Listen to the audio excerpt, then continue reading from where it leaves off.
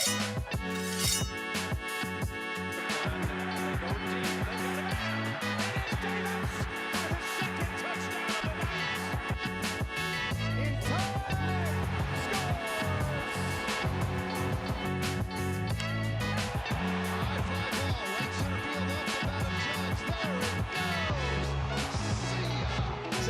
is for sixth position, or it was, because Albon has just driven around the side of his good friend. Thompson with the giveaway. Here's a chance in front. Oh, what a goal by James Thompson!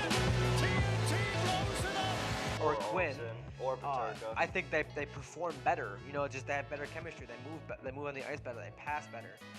But it's adding. It's just on going to, into the whole. Yeah, Grand it's Prix. adding on to the drivers' championship and the constructors' championship.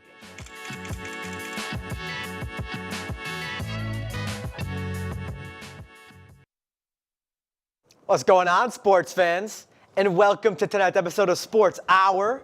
I'm your host, Ethan Smith, and I'm happy to be joined by our lovely EP and NFL expert, Jenna Polito. Won't go that far. It's a pleasure to have you on. Happy Election Day to all those old enough to vote. I hope you went out and exercised your civic duty. And we are going to break up that monotony with some NFL analysis, jumping right into our first Thursday night matchup of the week, the only Thursday night matchup of the week. Tennessee Titans took on the Pittsburgh Steelers. Steelers continued their hot streak. They're 5-3 in the season. They won 20-16. This game had all the makings of a really boring game, and that's what it was, a really boring game. I guess the most exciting part of it was Will Levis. Talk to me about that. Yeah, honestly, after Will Levis's performance the week prior, everyone had some really high hopes for him. He ended up having 39 attempts, 22 completed passes, 262 yards, and do all my homework. He didn't get any touchdowns. Mm-hmm. I think a big part of the difference in the Will Levis versus Pittsburgh, Will Levis last week and Will Levis this week Pittsburgh has a really, really strong defense. I think it's one of the best defensive units in the NFL. Yeah, I think there was one play where T.J. Watt, he lost his helmet. Oh yeah, he just kept going. I think T.J. Watt's a game wrecker. But yeah, Will Levis last week, 4 touchdown passes, all to DeAndre Hopkins. He was looking like a monster, looking like the future of the NFL, the face of the franchise. And this week, maybe a little bit of a humbling experience, taking on a stout defensive team. He did throw that interception, was pressured in the pocket, and again, Kenny Pickett was not mesmerizing. He didn't light up any scoreboards, only 160 yards and a touchdown. I think a lot of the damage was done by Jaylen Warren on the ground, 11 carries for 88 yards, and Najee Harris as well, 16 carries for 69 yards and a touchdown. Noticeably quiet in this game was supposedly the best receiver in Pittsburgh, George Pickens. Yes, he definitely had some problems with that too. He was talking some trash on social media. He said, "Free me." He doesn't think he's being used as much.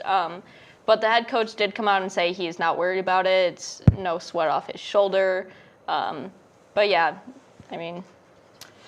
I don't think you can put up a stat line with 2 catches for -1 yards and go on Instagram and say, "Free me." Free yourself to the training camp to try and get some reps in, maybe hit the jugs machine. I don't know, but I don't think you are in a position to be saying, "Free me."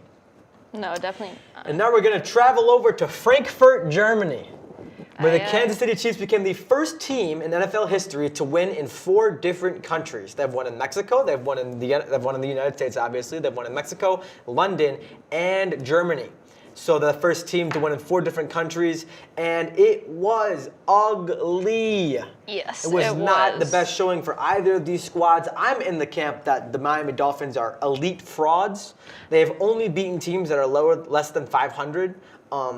And the offense just doesn't really offense the way it should against these lesser teams.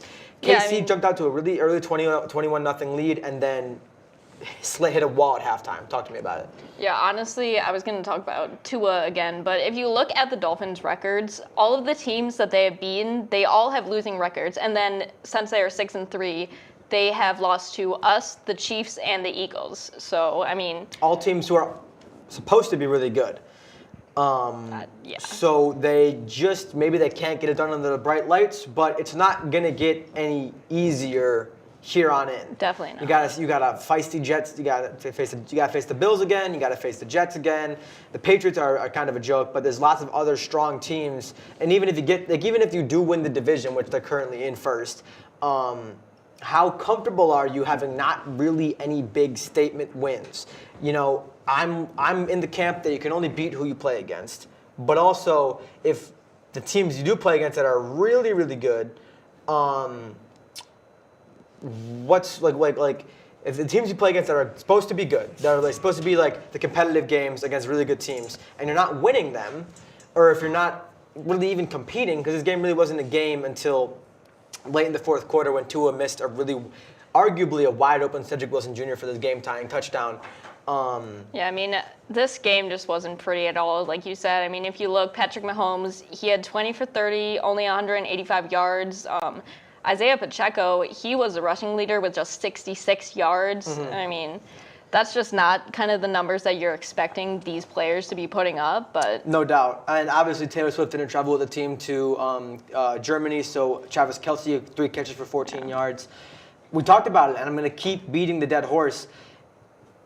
Who on KC is going to scare you that isn't named Travis Kelce? Noah Gray was the leading receiver with 3 catches for 34 yards. Sky Moore, 2 grabs, 33 yards. Jerick McKinnon is a running back, 22 yards and a touchdown. Marquez Valdez-Scantling, 22 yards. It's definitely Kadarius. Has more than 35 yards receiving. That is a nightmare and a far cry from the Eric Bieniemy-led offenses that we've seen Patrick Mahomes handle in the past. That being said, something to keep an eye on as I travel back to home soil. Heading on to the 1 o'clock games, Minnesota-Atlanta did battle. This game was exciting. This was exciting. 2 teams that are not where you expect them to be in the standings. 2 teams that have questionable leadership members under center, but 2 teams that kept it close, and Josh Dobbs is him. I just want to start off by saying I thought it was a joke that everyone was saying, like, oh, Josh Dobbs is rocket scientist. He actually has he got a 4.0 with his degree in aerospace engineering at Tennessee. Like, I thought I just wasn't in on the joke, but he literally is a rocket scientist. Yeah, no, I thought that it was like some, like, you know, oh, he's a rocket scientist for figuring out the playbook so fast. No, he's just literally a rocket scientist. But this was definitely weren't expecting this after Kirk Cousins went down with an ACL injury out for this season. Did I say ACL? Yeah, it's an ACL. Oh, okay. It was an Achilles tear. Not the point. So anyway, the rookie, Jaren Hall, we were expecting him to go in. He went out with a concussion early in the first quarter. And he was balling, too. Yeah, he was. Jaren Hall looked elite. 5 for 6 for 78 yards. He was carving up the Falcons' defense. I don't think it was related, but KJ Osborne also came out of the game with a concussion. So yeah, that leaves Josh Dobbs, who just got in from Arizona, to come into the game and play. He didn't know the playbook. He didn't even really know any of the players' names on the team, but he had a rushing touchdown. He had 158 yards, 20 for 30. He was also the rushing leader at 66 yards. Yeah, no, he looked great. This is a clip that I was really enjoying on Instagram, making the rounds, and that was Josh Dobbs was teaching the center Garrett Bradbury his cadence on the sideline. He was teaching the center what he sounds like to call for the ball, to snap the ball, which I think is like really emblematic of how new this was. He threw the game-winning touchdown pass to Brandon Powell, who hasn't seen the field in months. I think that he ran for 66 yards and a touchdown. I think the Arizona Cardinals made a big oopsie trading away Josh Dobbs because he looked really good against this Falcons team. Speaking of that Falcons team, Taylor Heineke was playing the snaps. He made his name by almost beating Tom Brady 2 years ago in the playoffs. Kind of bounced around the league after that. Sam Howell replaced him in Washington last year. He got to start this game. Played pretty good. 260-yard touchdown and interception. Yeah, not bad. He definitely didn't lose them the game. But also, the Atlanta Falcons, you're playing a guy who's on the team for less than a week. You can't beat a guy who's on the team for less than a week. He doesn't even fit the jersey he's wearing. I'm surprised they made it fast enough. I think this game is, as impressive as it is that Josh Dobbs led this team to a victory and a game-winning drive, I think it is horribly upsetting to Atlanta faithful to have lost this one. Yeah, this was a great game and everything. The Falcons are 4-5 on this season. Vikings are now 5-4. So they're both still within that playoff contention. It's still going to take a lot for both teams. I mean, with Justin Jefferson out on the Vikings too, maybe this is a new era for the Vikings. I don't know. Yeah, maybe it is the Josh Dobbs experience in Skullland. Heading over to where Josh Dobbs just left, they got shut out. The Yes, they Arizona did. Cardinals are the worst team statistically in the NFL. They are last in the standings at 1-8. And they are real bad. And they continue to be real bad in Cleveland. Clayton Tune got the start under center to replace the recently traded Josh Dobbs. He put up the mesmerizing stat line, 11 for 20 for 58 yards, 0 touchdowns, and 2 interceptions. That is a quarterback stat line who played the entire game. Allow me to repeat that slower. 11 for 20 for 58 yards and 2 interceptions. Clayton Tune threw for 58 more yards than I did last Sunday, and he's getting paid millions of dollars to do so. Not the point. Honestly, if it was that easy, we would all be doing it. That's very true. He also led the team in rushing. The Arizona Cardinals are not a good team, but the Cleveland Browns have a really good defense. They're 5-3, and without the defense they have, they'd probably be 1-8 as well. 5-3, looking really sharp. This defense could stop anything. Yeah, and I mean, their quarterback, Deshaun Watson, he did not play bad either. He went 19 for 30. He had 219 yards and 2 touchdowns, one to Kareem Hunt, and then, the other 2 Amari Cooper. So, I mean, it wasn't the worst game ever. We have seen quarterbacks do better, but, I mean, 27-0 is just a feat in its own. Very little things to complain about for the Cleveland fans. They sacked Clayton Tune 1, 2, 4.5, 5, 6 times. They sacked Clayton Tune. They intercepted him twice, and they forced a fumble and recovered it. Really opportunistic defense, playing really good complementary football. Deshaun Watson, while he's not the MVP he used to be, still looking really solid offensively. Definitely some things to be happy about there in Cleveland. This could possibly, I don't want to hype them up too much, but this could be a run they're going on. Just real quickly, another team that looks completely unstoppable, also in the AFC North, the Baltimore Ravens, I think have looked like the best team in football. Oh my God! Of late, 37-3 against the Seahawks. Against a strong Seattle team. Yeah, with This Geno team, Smith. I mean, with the guy who didn't write back under center, held him to 3 points. Ravens put up 37. It's just a really balanced attack when I'm watching Baltimore. Yeah, honestly, I mean, Lamar Jackson, he has been looking amazing this season so far. He threw 21 for 26. He had 187 yards. Honestly, I mean, I know there was some contention in the offseason with if he is going to stay in Baltimore. He kind of didn't want to and everything, but the whole contract dispute. I mean, I think they know what they're doing. They made the right choice. I think they definitely made the right choice. I think Baltimore looks scary, and I think they're going to run rampant all over the league. And unfortunately, we have to run quickly to a quick 2-minute break. We will be back with some more NFL coverage in no time. Don't go anywhere, guys.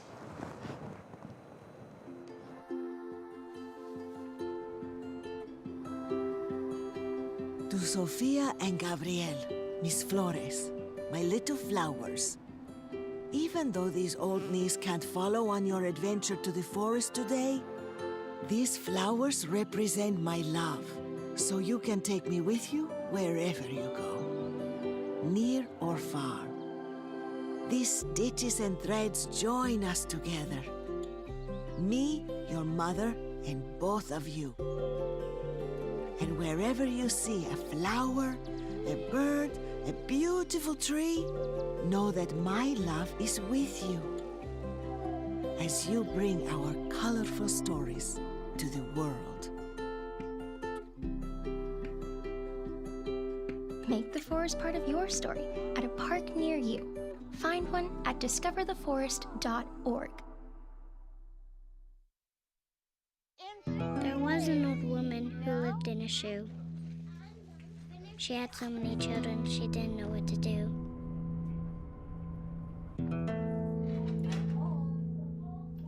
She gave them some broth without any bread and kissed them all soundly and put them to bed. Hunger is a story we can end. End it at feedingamerica.org. Most of my family they never graduated high school or even let alone go to college. So I'm trying to break that barrier. Every day after work, went straight to school, studied hard, and it paid off. I could not have done it alone. I see the future is really bright for me. The high school diploma is just added to the confidence, and now I feel unstoppable. Find free adult education classes near you at finishyourdiploma.org. Did you miss us, guys? I hope not too badly. Welcome to a man that I missed, Justin. I'm back again. Always glad to have you on for some NFL coverage. He's back, spiffy attire today, sunglasses working for him. I don't think we really did enough justice for that Seattle-Baltimore game. We kind of had to rush through it at the end of the segment there, so I think we're going to hop back to that real quick. Talk to me about Seattle-Baltimore, because this game was elite. Battle of the Birds, Seattle got absolutely creamed. And that was ugly. It was, what a game. Was it this game?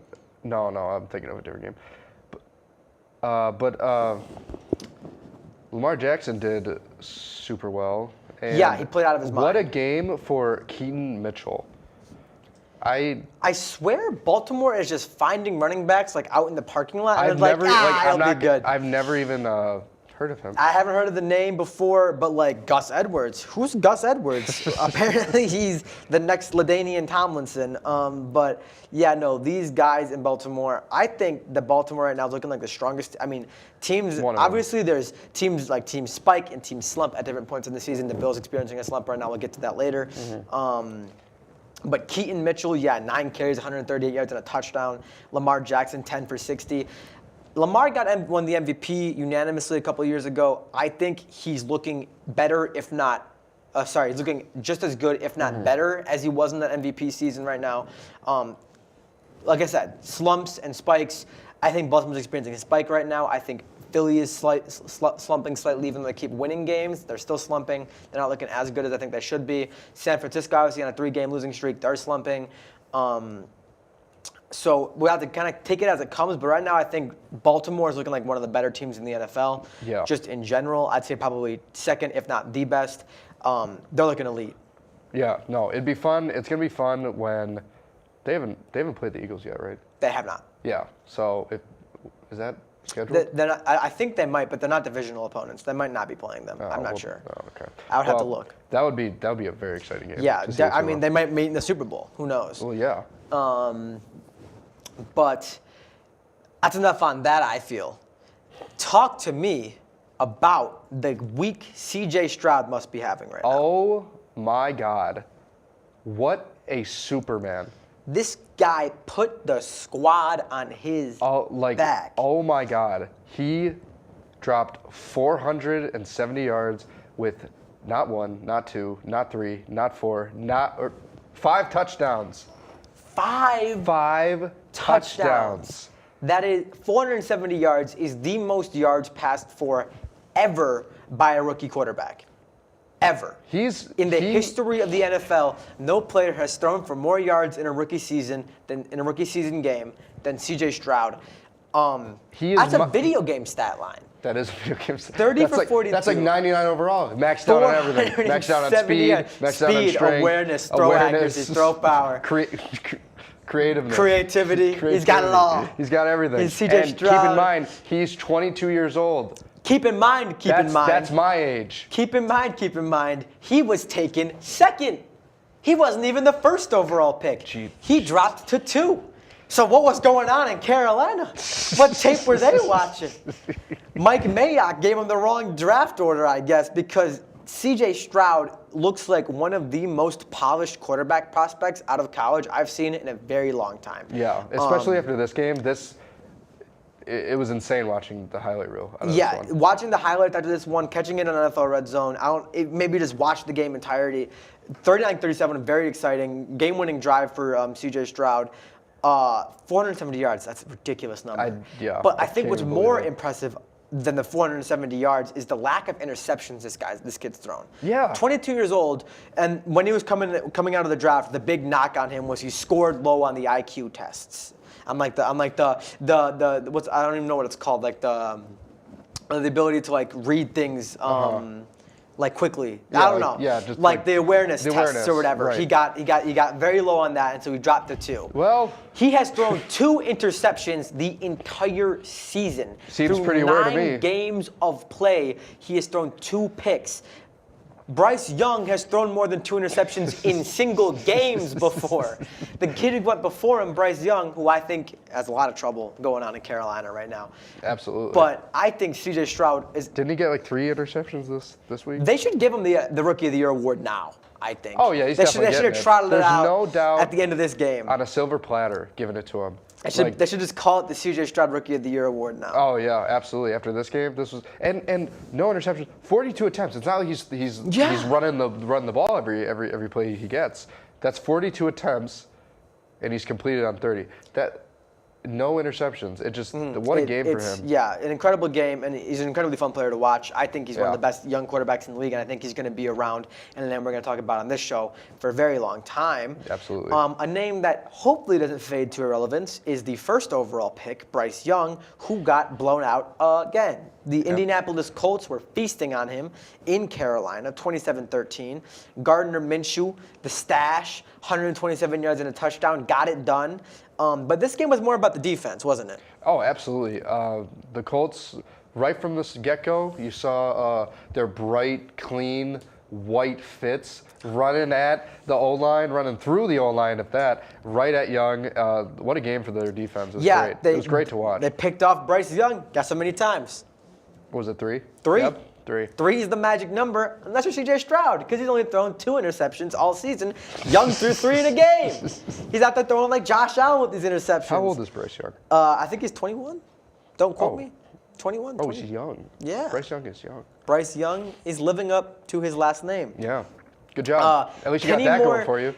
Oh, don't worry. You said you. So I think you misquoted, and I'm going to correct you real quick because you said that Bryce Young only threw one touchdown in this game. That's not true. He threw 3. 2 of them happened to be the two of them just happened to be the. He's being fair. He's being he's like he's a well-rounded guy. Bryce Young loves to spread the wealth, and he's like, you know what? I think they should score now. What's the saying? So the enemy of my enemy is my friend. Is my friend. So I guess another team that didn't like the Colts, they also didn't like each other. Kenny Moore the second carry the 2 wants he to make wanted to give more him money. The ball more, I think. Yeah, so he's like, I don't know. I just gotta throw the ball to this guy now. It's definitely not that he's just bad, right? 2 pick sixes for Bryce Young. And this was an interesting game because Carolina got more yardage. Carolina got more passing yardage. Carolina got more rushing yardage. And they got more average yards per play, but that didn't matter because Bryce Young threw 2 touchdowns to the Indianapolis Colts. 2 touchdowns. Yeah, I don't know. I don't know if the undersized, not very strong arm guy who come out of a school that's built for every quarterback ever to succeed was the right choice at number 1 overall. But that's just me. Skipping ahead to the Bills game because I think we're running out of time in this segment. Absolutely. I hate watching Buffalo Bills football. I don't like it either. Nothing causes me more pain and misery. And a knot in my stomach, burning. In this world, I need to have a bucket of Tums next to me than when I watching watch the Bills. My heartburn starts hitting. It's rough. It's really it's really the annoying. most frustrating part, I think, is that there's not like one obvious part that is bad right now. It's just like everything is playing below par, like substandard. What are you doing? What's going on? And then you see the most frustrating part in my eyes is when you see Josh Allen get frustrated, and then he's like screw this, I need to do it myself. And then you see him running the ball every 3 plays, and then I have a heart attack because I'm like, if he gets injured, it's over. Yeah. When he was coming up, I think he went to the tent at some point in this game to look at that shoulder injury, and then he stopped landing on it. It's just so frustrating. I think the games in which we've looked really dominant in, because we've seen this team look incredible. The Miami game is what I keep going to, and how we looked absolutely unstoppable on both sides of the ball. And obviously, you can blame you can blame injuries, you can blame whatever you want. I blame the coaching staff. You can blame the coaching staff. You can blame Josh. You can blame Stephon Diggs. You can blame Dalton Kincaid, who fumbled the ball in a really pivotal game. That was not. He got flipped. They were targeting Kincaid for like all game, but that's not the point. I mean, because he's a big guy. You got to bring him down great. somehow. I think the thing you got to look at is the running attack. That too. Year in and year out since we've drafted Josh Allen, the running phrase has been, Josh Allen cannot be your leading rusher. He was in this game. 8 carries for 44 yards and a touchdown. Averaging Cook, 5 yards a rush. James Cook, 6 carries for 20 yards. We were trailing for a lot of the game, so I understand the idea that we got to throw the ball to stay in it, et cetera, et cetera, et cetera. The running attack was not there. We never got into it. Offensive coordinators and head coaches love to throw on this world called rhythm. We never got into a rhythm offensively. We weren't picking up first downs consistently. They were dominating us in time of possession. I think they had at the half, they had the ball for 19 minutes. We had it for 6, which is not great if you're trying to win football games. The defense, in defense of the defense, they looked really solid. No, yeah, the defense didn't look bad. They held, especially towards the end of the game. They held a really solid Cincinnati team to 24 points. They did enough to win. I think the defense did. Yeah. The Bills' offense let them down. What was that lateral play for no reason? What? The flea flicker, the reverse. I get it. It was a double lateral. I understand. I understand the idea behind it, but the situation I think didn't call for it. Absolutely not. Wasn't it 4th down and we were I think it was second and 4. So if you're gonna call it then. But also we weren't really in a spot where we needed it. We didn't need any fancy stuff to be pulled out. It was really jellyfish mood, jellyfish. Yeah, I know. In my opinion, it felt like it kind of felt like Ken Dorsey was playing around in the playpen, trying to build a sandcastle out of a small molehill. It just really didn't make much sense to me. It felt like he stung his foot on a jellyfish and he had to pee on it to make it feel better. And he was so preoccupied with his play sheet and he had to pee on the jellyfish thing. He's like, he had a sandcastle over here. Didn't know what play to call. Quick, pee on my foot. And then oh no, that's a myth. It doesn't matter. The Bills are 5-4. We have the tiebreaker in Miami right now. I don't think the season's over. I think when we finish 13-4, I'll be happy. But unfortunately, we won't know what we finish until the end of the season. But unfortunately, we have reached the finish of this segment. Yes. Thank you so much for coming on, Justin. Of course. We're going to take a quick 1-minute break, and we're going to have Mike come and talk some baseball. Don't go anywhere, guys.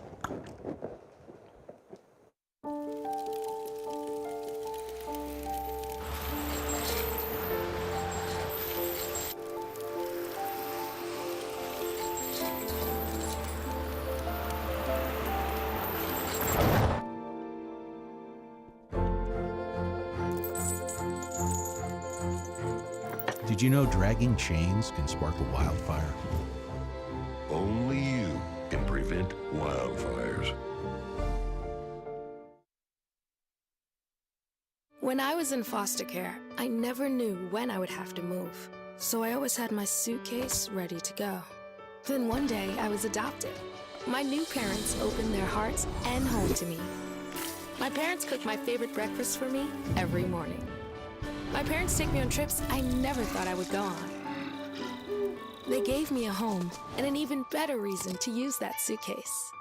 My parents aren't perfect, but they're perfect for me.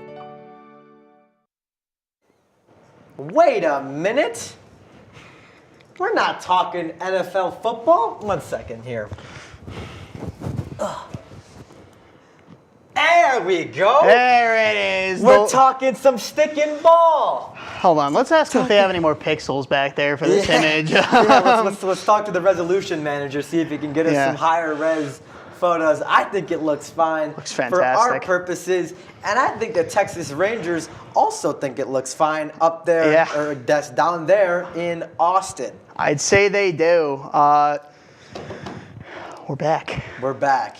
We're so back. For the first time ever, the Texas Rangers have won the World Series. It's true. The Texas Rangers have defeated the Arizona Diamondbacks 5 games. It was honestly, it was a pretty good series. It was a good series. Obviously it wasn't really back and forth. The Diamondbacks were eliminated after 5 games. That's not a fantastic run. Yeah, I mean it wasn't a super long series. No. It didn't get dragged out. There wasn't heightened drama. They also did a really, really, really, really terrible job at marketing the World Series. Yeah, I think I did see something. I never knew when any of the games were, and like they were on like random weekdays at like 7 p.m. when it's like literally the biggest series, like the biggest event in baseball, like in the world, and like no one really heard about it. No, I mean I saw a thing. It was like this was the least viewed World Series in the history, like in at least a very long time.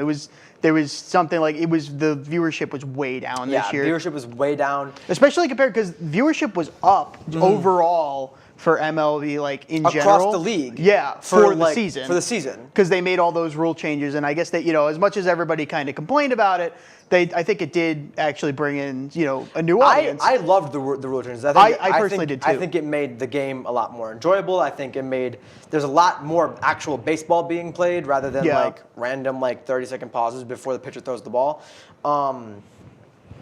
That's a whole other argument to have, but I think emblematic of MLB's, I guess, state in society right now is that this was the least viewed World Series ever, but that's not the point. The point is the World Series was a good World Series. It was. Texas wins it in 5. Game 1 was a nail-biter, 6-5. Yep. Game 2, Diamondbacks win it 9-1, and then people were like, OMG, the Arizona Diamondbacks have done it. The biggest underdog story ever. Game 3 is a stinker, 3-1, very low scoring game. Pitching battle. I don't know if you guys like those at home. Personally, I like seeing home runs that are home runs that are home runs. I can appreciate a pitcher's battle, but like in the World Series, come on. You want to see some bombs. You want to see some bombs. You want to see some bombs. You want to see some nukes going over the right field line. Couple stolen bases. Yeah, you want to see high score games. That's what give the people what they want to see. Entertainment value. That was in Game 3. But that must have heard all the complaints in Game 4. Game 4, 11-7. Yes. Texas takes this one. And then Game 5, the Diamondbacks just completely ran out of steam. They didn't have that 3-1 LeBron comeback. Well, Game 5 was actually quite interesting because until the 7th inning, I believe it was scored. I'm not exactly sure which inning it was, but for a large portion of the game, it was a scoreless game. And Zach Gallen, the pitcher for the Diamondbacks, had a no-hitter going until the 7th inning when he lost it. And I believe he is the first pitcher in MLB history to have a no-hitter go into the 7th when your team is facing elimination. That's a really long statistic, but that is the ESPN stat of ESPN stats. Zach Gallen, that's going to be a trivia in like the pub one day. That's like when they don't know what else to talk about. Which MLB pitcher was the only pitcher in MLB history to have his no-hitter going into the 7th inning while be facing elimination in the World Series? Yeah, okay. Yeah. Okay, Einstein. Okay. Zach Gallen. Your Sports Hour fans will know. You'll know. You'll know when fired you can thank Ethan and Mike. You'll take that free drink home. Yeah. You'll be like, hey, you'll be the hero of the pub that night. Real. It's a true story. Texas Rangers get it done. Really good for them. First ever in history. Convincing. Good run. Now, I think we look forward to the next season. Yeah. MLB postseason happens really quickly. Yes, it does. The thing is, you're seeing a lot. You're already seeing a lot of like really interesting moves from teams we hadn't heard a lot about in the last couple weeks. I know Ohtani was just offered an extension, I believe. Of course he was. Which of course he was, but I believe the Angels offered him. I believe it was somewhere in the range of $24 million, something like that. For bump those numbers up. Yeah, bump those numbers up. Those are rookie numbers.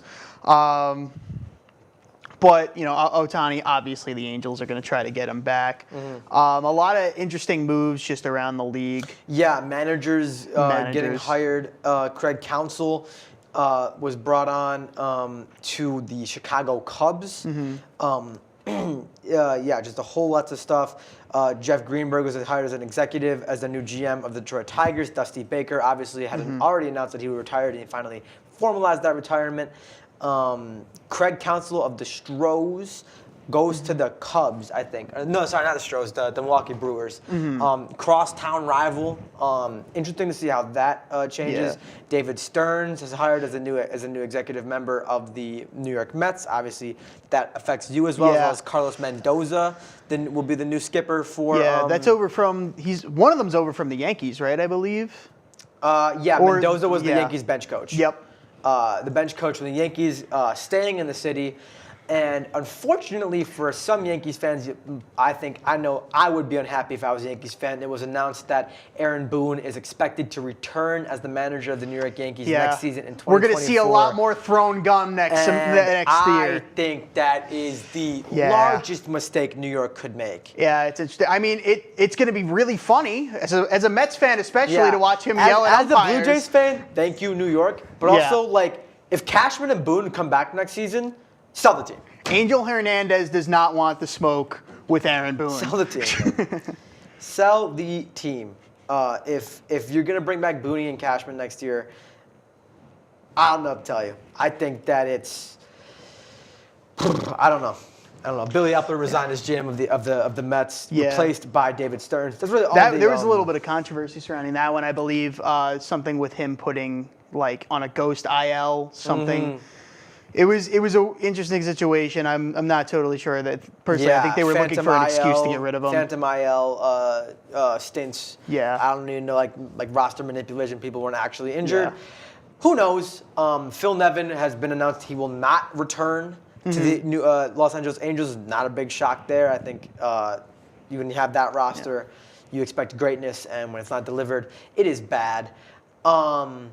That is a shame for those that got fired, but also new happenings going on in the MLB. Thank you so much for coming on to wrap up the season in the MLB. It was a pleasure having you on, Mike, and it's a pleasure having you guys watching at home. So don't go anywhere for a quick 1-minute break while we come back to some Katie Lee.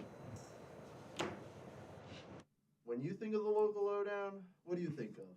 Well, when I think of the local lowdown, it's the live music. The live music that we have played in the studio. It's gotta be the laughs we shared. The memorable moments during the whole thing.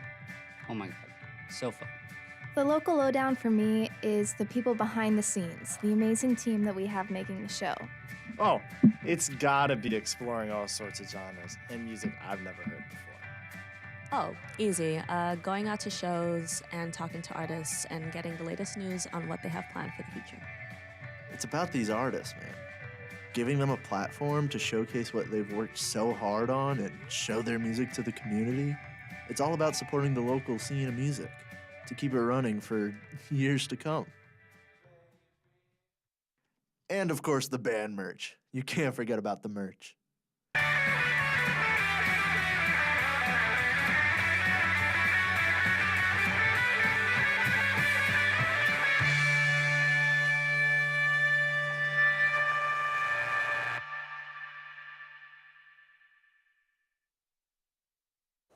Welcome back.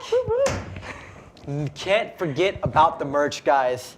And Katie Lee is wearing her best Ferrari merch today. Yeah, I'm wearing it because Ferrari needs luck. Ferrari does need luck. Talk to me about it. So the Grand Prix in Brazil happened over the weekend, and you know who won by chance? Oh, Max Verstappen Oh, won. color me shocked. Color me surprised. Course. But so you know, I was home last weekend. I had a lovely weekend with my family. I was making cookies with my aunt on Sunday morning when the race started.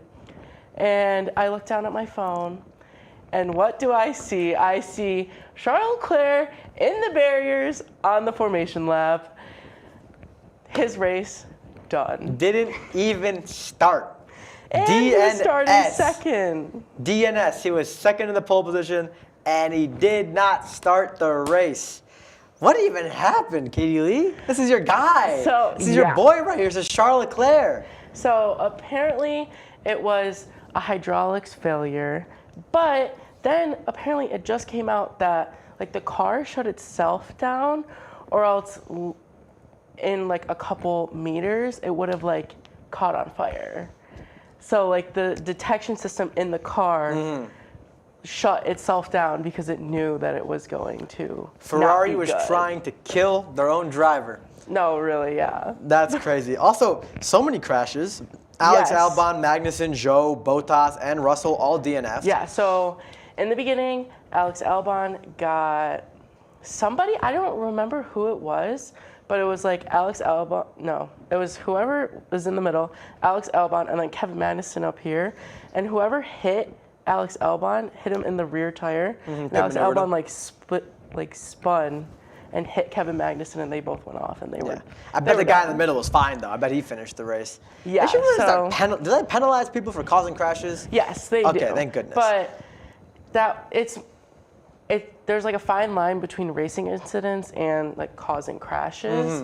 But I don't remember who it was, but so they hit the barrier, so they had to repair the barrier. So a red flag came out. It came out for like 20 minutes too. That's pretty long time on their 2-hour time limit for this race. So Katie, tell me, during a red flag, do like the car just like kind of like stop? No, so the red. Or does it keep driving down the track slowly? No, so during the red flag, the cars go back to the pits, and then the drivers can literally like get out and everything. Oh, like you know, grab some apple juice, some orange slices. Yeah, go to the bathroom, like whatever. You know, they can do whatever. Check out Snapchat. You know. So during the red flag, this is a great.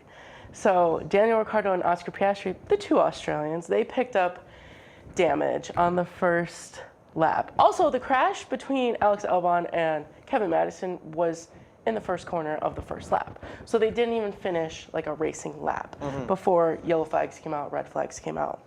And so because Daniel Ricciardo and Oscar Piastri had damage, and because of the red flag, they got to go back into the pits and their teams got to repair the cars within the span of the red flag, obviously. But that's allowed? Yeah, so it is. And so what's annoying is they had to start a lap down from everybody, which doesn't really make sense. I really don't understand. Like they had to start from the pit lane at the standing start, which does make sense because they had to repair their car. Like that's normal what happens when you disrupt. It's called like parc fermé, when you have to like disrupt how the car is before the race.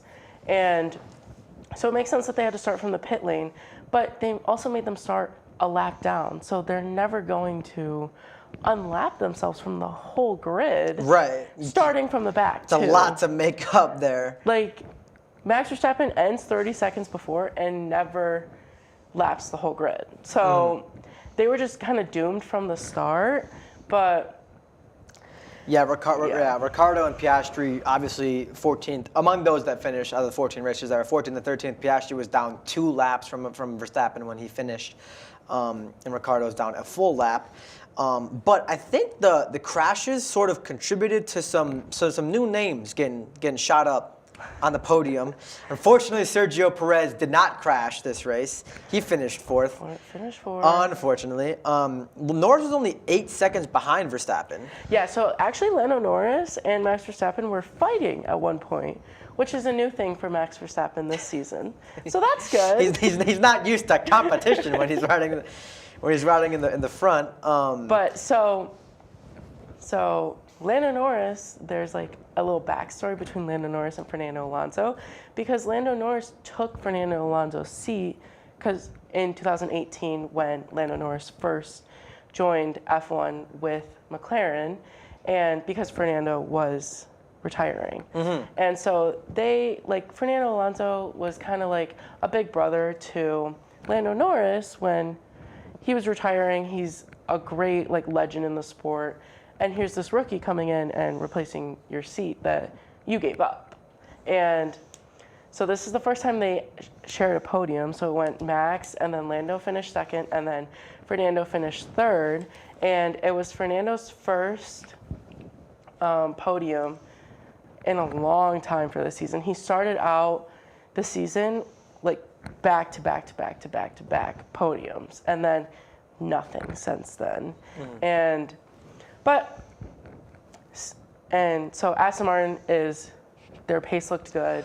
And speaking of Aston Martin, Lance Stroll came in 5th. My Canadian brother, Lance Stroll. Lance-a-maker dance, man. I love Lance Stroll. He's my boy. He finished 5th. Yeah, so Lance Stroll and Fernando Alonso actually started on the 2nd row, first time in Aston Martin's history of being a team, their short history. And so they locked out the 2nd row, and that was good.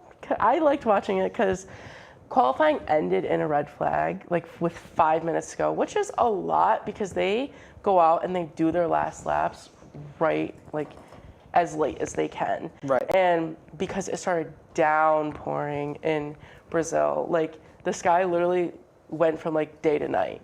And so that was crazy. But Carlos Sainz was also he was on the radio and he was complaining about his car and like he almost had to DNF, but thankfully it was within the last like 2 laps that his car got like pretty bad. But he was complaining of the clutch the whole time, which not a good thing. Yeah, which is like seems pretty important to the and whole then, driving thing. Yeah, and then at the end he couldn't upshift, which when you're stuck in a gear going 200 miles an hour, pretty that's important not good. to the whole driving thing. Yeah, and then the Mercedes, trash this weekend. Trash. They were trash. Hamilton finished 8th. Yeah, their straight line Wowzer. speed was absolute garbage, and Russell DNF. It doesn't help that Las Vegas, the next Grand Prix to come up, has an over 1 mile straight. So Mercedes, it's not looking good. Yeah, when they Lewis gotta get back in the lab. Lewis Hamilton needs as many points as he can because he's chasing second place in the championship up against Sergio Perez. To put it into perspective, Lewis Hamilton, who is almost unanimously considered to be the greatest racer in the history of the sport, finished 7 seconds earlier than Yuki Tsunoda, who got 2 points. Top 10 for Yuki. Always good to see the AlphaTauri making a splash, getting 2 points, and then Ocon finished in 10th. Why do Alpine and Haas suck so much? I don't know. Because I know we talked a lot last week about the expansion and having two new teams potentially making a run at being in part of F1. Is there really enough competition in F1 or enough ability to compete? Because think about all the teams that aren't good: AlphaTauri, Williams, Haas, Alpine. I mean, all of these teams really aren't great. Yeah. Alfa Romeo. Like some of the teams, they aim to be midfield teams. Obviously, they all aim at one point to win, but the best they can do sometimes is be a midfield team. And so getting 4th in the championship is really good because that means that you're the top midfield team, which maybe some of these new teams will be. All that to we say, just have to see. All that to say, it's Max Verstappen's world, and we're just living in it. Thank you so much for coming on, Ferrari Katie. Don't go anywhere, though, because we have one last segment after this quick 1-minute break. There'll be some hockey with Brent. Stick around, guys.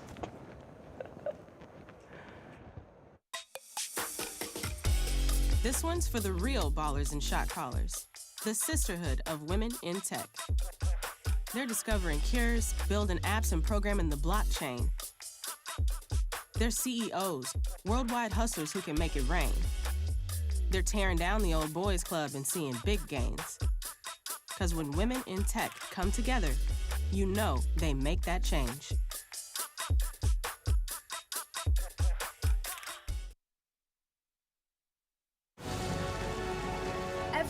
Every day, Millions of people are connecting and even though we're overcoming obstacles, watching each other's backs, and banding together. we should still make an effort We should still make an effort to get to know each other. on a deeper level. Father, Cosplayer, Mentor. actor. it's time we take a step forward It's time we take a step forward. Come together and discover how accepting our differences can make us stronger. Whoa, we're back with our final segment. Brent, the guy. The guy The for guy. the stick and puck. For stick and puck. For stick and puck. Stick and puck, stick and ball, stick and puck. So We many got it sports all. played with a large object and a small object that you hit with that large object. Hey, yo. What's wrong with All right, what's wrong going to NHL. What's wrong with that, Brent? So, Brent, what is the latest in the National Hockey League? So, first to touch up on our home team, the Buffalo Sabres. Currently sitting at 6-6, currently tied with Carolina 1-1 going into the third. Friday night, I don't know what happened. I have no idea where our team went. We just like forgot how to play hockey. We just for that night. Okay. The Philadelphia Flyers walked into the KeyBank Center. They walked into the KeyBank Center and not only said, you know what, I don't care that they're in their go-aheads, because you know what we did last year when we came here when they were in their go-aheads? We beat them. So we're going to do it again. And they did it again. And you know what they did? They didn't just beat us. They embarrassed. Massacred us. They embarrassed us. They scored 3 goals in the first, 10 mintes. Yeah. And guess who was in net? The one and only UPL. Ugo Pucka lets him in. This guy gave up 3 in the first 2 minutes. I'm telling you, it's like this thing he has in his brain where if he plays good in one game, the next game will be the worst goaltending you will ever see in your life. It's mesmerizing to me. And then the next night, after getting blown out at home by Philly, getting embarrassed in the goat heads, we put on the Royal Blues. We head north of the border. We walk into Toronto, the Rogers Center, the Scotiabank Arena. Scotiabank Arena in Toronto.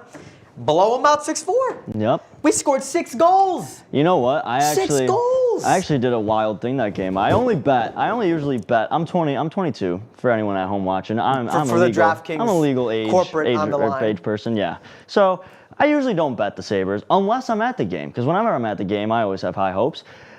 It was such a back and forth game against Toronto that we literally went up 4-3, and I said, if they tie it at 4-4, I am live betting our money line, because we keep scoring first and they just keep tying it. So then they tied it at 4-4. I said, you know what? Screw it. I'm doing it. I threw I don't know, 15, 20 bucks. We ended up winning 6-4. I won an extra 10 bucks. You know what? I'll take it. Hey. We went in there. Thank God Samsonov didn't start for the Leafs, because if he would have, I don't know if some of our goals would have went in. Skinner's slap shot from the top of the circle, that was crazy. I don't know how that went in. I was not. As soon as I saw him wound up, I actually got up to walk away from the screen, but then he just happened to score. It was a rocket. Skinner put it top bins. Alex Tuck. An Alex Tuck sighting. Yep, and he scored again tonight. Yeah, 2 goals. He scored against Carolina. Maybe he's a Sports Hour fan. Maybe he is. Maybe he's watching. Maybe he heard the criticism. He was like, man, I gotta go out and play my heart out, because otherwise Brent and Ethan will be mean to me on Sports Hour. And he's right. He was right, because we would have been mean to him again. We will bash anybody. We will bash anybody. I mean, hey, it worked for Zemgus Girgensons. He scored the first game of the year. And it worked for He was tired of hearing the Ethan hate. Tuck scores. He's got 4 shots on net. Sabres are 6-6. They are much like the football equivalent of the Bills of their team, because they hate winning games consistently. Yep. They hate playing well for an extended period of time. We are 6-6 with 12 games played. The Atlantic Division is kind of a nightmare once you get past the Boston Bruins, who are 10-1-1. So we have 12 points, which is literally 3 points off of second place in the division right now. So it's really anybody's ball game right now. But a team that just kind of came out of nowhere this year. I knew after last season, I'm like, all right, this team's gonna be good next year. But I wasn't expecting them to be this good off rip. The Red Wings. They're killing it right now. Detroit Red Wings 7-4-1, 15 points, 6-3-1 in their last 10. I think Detroit has been bad for ever. While. There hasn't been a good sports team in Detroit in 2 decades. Unless you want to count Michigan, the college. Yeah, Michigan the college is cheating right now. Michigan the college is stealing signals from their teammates. They really are. From different and you know what? The funny thing about that, just as a quick tangent, is they when they were their response to the accusations has been, well, Ohio State's doing it too. Oh my God. Ohio State's stealing signals. It's you're literally just admitting to. Yeah. They're not we're not doing it. It's Ohio State and Clemson are doing it too. That's not just us. Why can't we just do it too? Yeah, That whole thing is crazy. It's a mess out there. You know who has more points than? Actually, I can't say more points. Who has as many points as Peyton Krebs? Who? Ryan Johnson, the rookie defenseman that we called up for the Maple Leafs game, because he got an assist on Skinner's goal, and he already has a point for the team. Already has his first NHL point. Maybe if we talk bad about Peyton Krebs, he'll come out and start playing out of his mind in the next week. I don't know what's going on with Peyton Krebs. I love Krebs. I loved Krebs last season. I feel like he finished last year strong. He did. He wasn't bad. He was fourth line with Oki and Girgensons, but That line, that's a grinder line. Like, that's what they do. Yeah. They grind. We saw Krebs fight whoever. Clifton. He fought Clifton when we played the Bruins last year. Yeah. Like, that's a grinder line. Like another game we got absolutely obliterated. Oh, my God. The St. Patrick's Day game, I was there in attendance. It's the last Sabres game I went to. We lost 7-1 to the Boston Bruins. It was disheartening, to say the least. I mean, that's going to happen with the Bees, though. I mean, yeah, they're the Bees. They're the best team in hockey. Well, right now, usually the champions, whoever wins the champion in any league, this goes for any professional league, they always usually have that little hangover after. Vegas, no. Vegas is like, nah. They're like, we're just going to keep winning. Yep. They're like, you know what? We've been doing this winning thing for so long. Might as well just not stop. Might as well just like make it a habit out of it, you know? Why They're not? 11-1-1, 23 points. You know who they plus 24 goal differential. Yeah, that's insane. That's insane. But do you know who they just lost to for their first regulation loss the other day?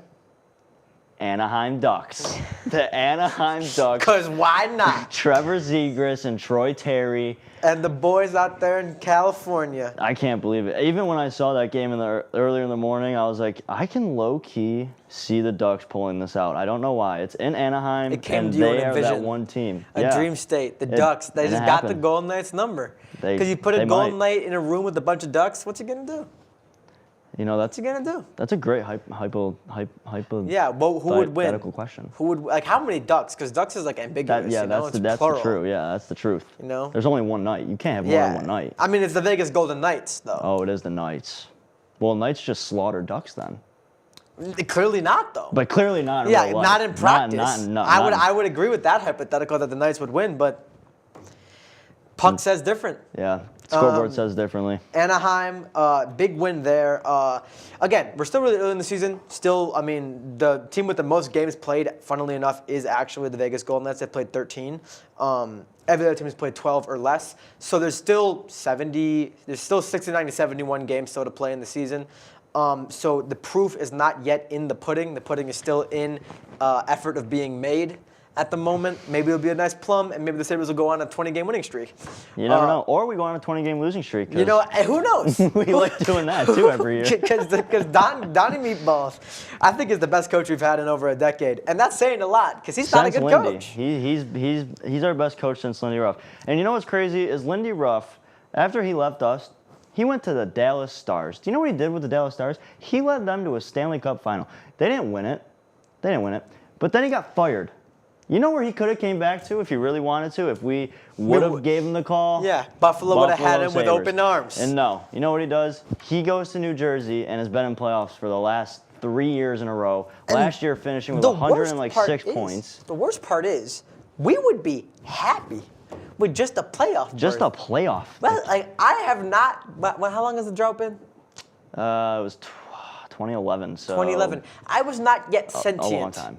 I didn't remember being. I was 7 years old when the Sabres last made the playoffs. It's been 12 years. Longest drought in NHL history. The longest drought in the league. Everybody makes the playoffs these days. Like 20 teams make the playoffs. Yeah, just about, yeah. Just about 20 teams with the new expansions and whatever, and like the wild cards and stuff. We can't be top 20. We got the talent. We do. Skinner, Thompson. Tuck, Krebs, Levi, Clifton. We have, I think, arguably, we have the best defensive group in the league. Defensive group. Darlene, Power, Clifton. If we were to be playing like we should be playing, Samuelson, I would agree. We have such good defensemen. We have a really good goalkeeper. Yeah, we do. And we have objectively good lines. Where are we going wrong? Is it because we're allowing 3 goals in 10 minutes? Well, it's because every game. Well, yeah, there's that, and every game we switch up lines and throw. We screw around and we end up throwing Benson on the first line, and what happens? He gets hurt. He's out for however long again. Yeah. Greenway on the great first line with round Tage. Draft pick. We called him Matty Savoy. Is he playing tonight? I actually don't know. That's a great question. Savoy playing? Actually, I think he is playing. Yeah. We called him up, so I mean, I've only been waiting for this call up for the whole season. I mean, he should have been here from the start, but you know, there is one team. Nope, not playing tonight. Because why would he? Why would he? Why not? Why would we start our 8th overall draft pick? Just who was dominating? No Savoy. Who was dominating in the American League? Yeah, literally dominating. Who on the Amerks was putting up crazy numbers. And he's literally, I think he might be leading. Him or Rusek is leading. They're leading the team right now in points. Well. He's not in the Sabres in points. Not in the Sabres, he's not even eligible to lead the Sabres yet. But one team that I do want to bash a little because, oh my God, we have not seen an NHL team this bad and this long. The San Jose Sharks. Oh, boy. They let up back-to-back 10-goal games. 20 goals allowed in 2 games. That's brutal. That is brutal. And unfortunately, that's going to be what we have to end on. So if you're any San Jose fans out there, crying is free. Start rooting for a different team. We'll be right back here next week, same time as always. Basement of Hendricks Hall. Always a pleasure to have you guys on to watch with us. Thanks for coming on, Brent. And we'll see you guys next week. Have a great night, guys. See ya.